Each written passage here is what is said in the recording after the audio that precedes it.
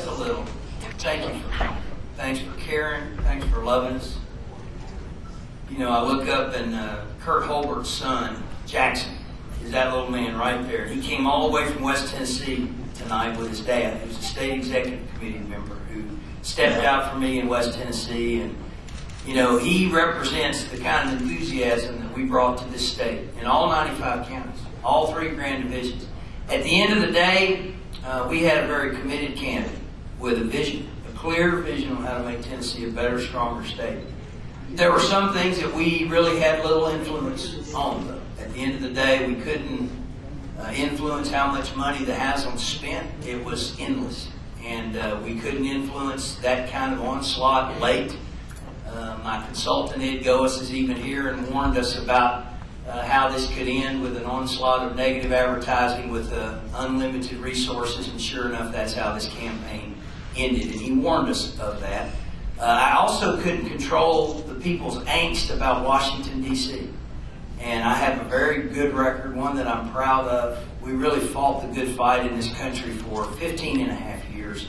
It's been an incredible privilege for my family to serve the 3rd Congressional District of Tennessee, but there's a lot of anxiety and anger about what's happened in Washington, D.C., and I couldn't control that. Frankly, at the end of the day, a lot of that rubbed off on me, whether I was responsible for it or not. These things are just realities.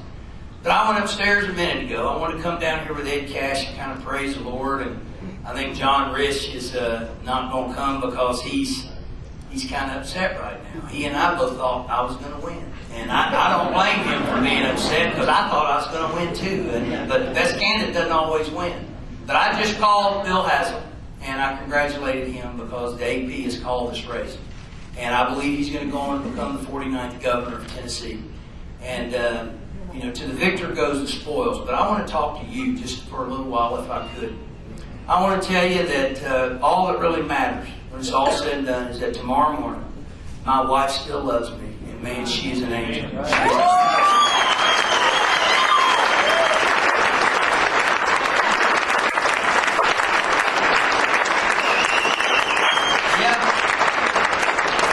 And my strong son has been stretched over the last 19 months. He is now my #1 advisor. He is. He's good. He's very, very good. He's only 23 years old, but this has stretched him, and it has tested him. He's a strong man, and he's grounded. He's got a great heart. He's also got a great future. My heart is this girl here. This girl right here is my heart. She's my angel. I love her. And she's been an incredible source of knowledge and strength for me. So as long as we're good, I'm good. And we're good. We're going to wake up tomorrow morning here in Chattanooga. We're going to take a lot of pride in what we've done together. We've been all across this state as a team. I cannot begin to mention your names. Bill Baxter introduced me. And frankly, he stood strong with me with his incredible statewide reputation from day one. And, you know, I hate for him that we didn't prevail, because it'll probably cost him on down the road for being courageous and strong. I hate it for Darrell and John, Darrell Akins and John Chris, because they took a beating, and they're incredible men of integrity with a company that is second to none in this state. And what happened to them is totally unfair. Totally unfair. So professionally, people will have to take this race and do with it as they please. But here's my heart, from the heart. Don't carry any grudges. Keep a short list. Turn the other cheek. Love everyone. Don't let any of this take any root in your heart. Let it go. Hold things in life lightly. I even held my seat in Congress lightly. As much as I love serving the people of the 3rd Congressional District, I let go of it because I felt like I needed to take a step and try to lead this state. I believe what I laid out there is going to make Bill Haslam a better governor. I know for a fact that we made mighty contributions to this campaign, to the future of this great state. I don't believe any of us should retreat from this commitment for 1 second. I think that we're disappointed, but we should never be discouraged. I think that we didn't end up with the most votes, but there's not a loser in this House. Right. Let me tell you, ladies and gentlemen, we should go out there more dedicated tomorrow to make this state, this nation, all that it can be, because we are losing our way of life. And what brought many of you to this campaign is this passion that I have for public service, to pour your heart out to others, trying to serve them. This is a noble calling in life. This is not about power and money and prestige. It is about serving others and making our state and our nation what it was meant to be. It's about restoration in our country. It's what I'm for. It's what I will always be for. It's going to be a great privilege for the next 5.5 months to finish up my 8th and final term in the U.S. House of Representatives.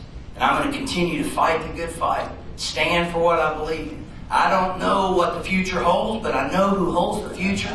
And I trust the Lord, and I did all the way through this process. And I trust the people of Tennessee.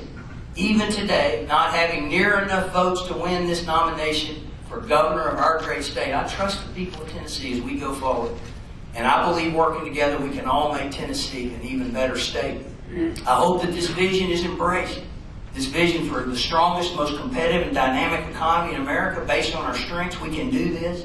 Improving education with that early childhood reading initiative. It is important. Dr. Earhart, I don't know if you're here tonight, but thank you for your wisdom and your guidance. I want to tell you that we've got to become a healthier state. We need this prevention and wellness model. I believe these things. We've got to strengthen our state laws. General Gibbons from Memphis, you're exactly right. We've got to improve our state laws to keep these repeat offenders off the street. I believe in this vision. And I believe we need a strong and tough governor as we go forward. So I hope I've made the winner of our Republican nomination tonight a stronger and tougher person as we go forward, because he's going to need to be. He's going to need to be. These are tumultuous times in our state and in our nation. And it's important that we pull together. You have honored me from all 3 grand divisions. The people that came all the way across the state from West Tennessee tonight. The people that went out into the trenches, went up on the blogs, did all of the work. This incredible staff. We didn't have the most money. Some days we didn't even have enough money. We called ourselves a band of gypsies, that we were just all on a mission. We were on a mission together, and we thought that we had enough, but at the end of the day, we didn't have enough. But you know, we did it for the right reasons. And again, the sun's going to come up tomorrow, and we're all still going to love each other, even more than we ever did. We've got a lot to be proud of. But from the core 4 up here, we just want to thank you. Thank y'all. The ones that gave money, thank you for investing. The ones that gave time, thank you so much for your precious time. For those that shared the gifts that God has given you with us along this road, to be over the last 24 hours with Ricky Skaggs on our bus, and all the incredible people and talented people in the state that laid their life down on the line for us in this campaign. We cannot thank you enough. We got a lot to be proud of, y'all. It's been a real privilege to be your representative for all these years. We came up short in this campaign, but we're going to go forward with a smile on our face and love in our heart. Knees down, chin up. I'm signing off. Love you all.